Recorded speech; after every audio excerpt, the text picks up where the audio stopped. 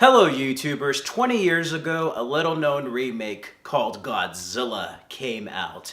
Now I know a lot of people don't like this film, they refer to it as Gino, Godzilla in name only, but I'm a big fan of this. And yeah, before he was known as Zilla, this was a Godzilla remake from Roland Emmerich, who recently did Independence Day. Dean Devlin wrote the script. He did Stargate and Independence Day script.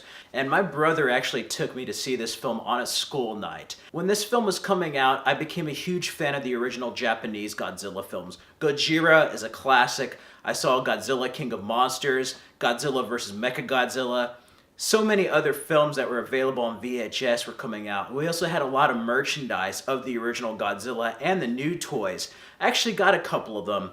Very much like Jurassic Park with the baby Godzillas, but I really love this film. You have Matthew Broderick in this film. He plays Dr. Nico Totopoulos, Jean Reno's Philippe, Maria Patillo as Audrey Timmons, Hank Azaria as Victor Pilati, and you also have Kevin Dunn in there, and as well as some other voices of The Simpsons featured in the film. And yeah, I remember seeing the teaser trailer to Godzilla on Men in Black in 1997.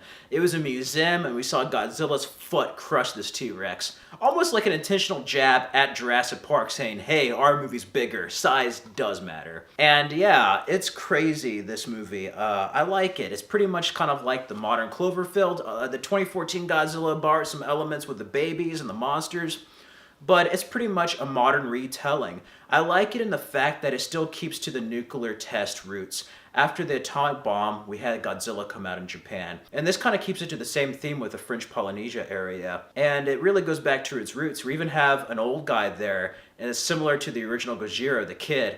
Anyways, Matthew Broderick is a scientist brought on board to study what this creature may be. And of course, it looks very different. It's an iguana-looking figure. And this movie was very heavy when it was coming out. It had Taco Bell advertisements, toys, different promotional tie-ins. I love the soundtrack. Who could forget Come With Me by P. Diddy? That's like the cover of Kashmir by Led Zeppelin. Heroes by the Wallflowers. Deeper Underground by Jamiroquai. This soundtrack was awesome. No Shelter by Rage Against the Machine. I mean, that soundtrack promo was awesome. Let me know if you remember this one. Godzilla the album in stores now.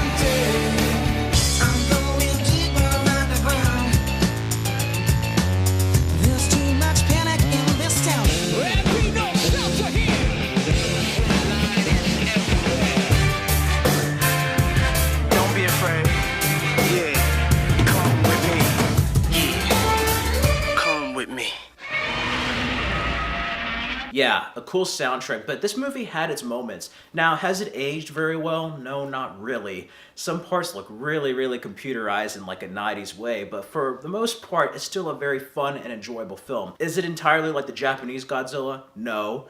But even with 11 minutes of screen time, I feel like we get to see more of Godzilla here than in the 2014 film. Because let's face it, after Bryan Cranston dies in that film, it just takes a nosedive. I actually prefer this. This still kind of is in the roots of the Japanese Godzilla, but does something completely different. And I respect it for that. Now, some things work, others do not, but I still like the relationships with the characters. It does have a Razzie Award, though, between being the worst remake / sequel and the worst actress. I can kind of understand that. But I like the story. There's a romance between the two characters. You have Doug Savant as a sergeant, Sergeant O'Neill. And I like the confrontation at the end with the subway, Madison Square Garden, the baby Godzillas existing, and then Godzilla being alive. There's so many nods to the original films. I enjoyed it for the most part for what it is, and it has its place in history. Unfortunately, this film did not do well enough in the box office, and because of that, 2 sequels that were planned were scrapped. But we did have a Godzilla animated show that was a sequel, with one of the Godzilla babies being trained to fight other monsters. So there's something special about this film that's in a way so 90s it's good, you know? And I really like it between the soundtrack, the story, the effects. You even have Gene Siskel and Roger Ebert poked fun at in this. Which, by the way, they hated this film. But you know, 20 years later, it still is a guilty pleasure, and I enjoy the heck out of this film. And they also had that moment where Godzilla outsmarted the helicopters. You thought he was in front of them, he was behind them, and then there's that part where he comes in from underneath and just crushes the helicopter. And yeah, ever since that cliffhanger ending, I always wanted a sequel, but we do get to see Zilla in a Godzilla film by Toho Company. So yeah, we get to see the original Godzilla pretty much kick this Godzilla's butt, or Zilla's butt, basically. And yeah, It was pretty much fresh off the heels of Jurassic Park, but it has some good moments for what it was. Feel free to let me know your thoughts about this film in the comments below. Like and subscribe for more videos. You can also check out the Stardust app, in which you can post your reactions and reviews to your favorite television shows or films. Follow me at Fred Film Fanatic. I'm going to have a reaction to Godzilla on its 20th anniversary.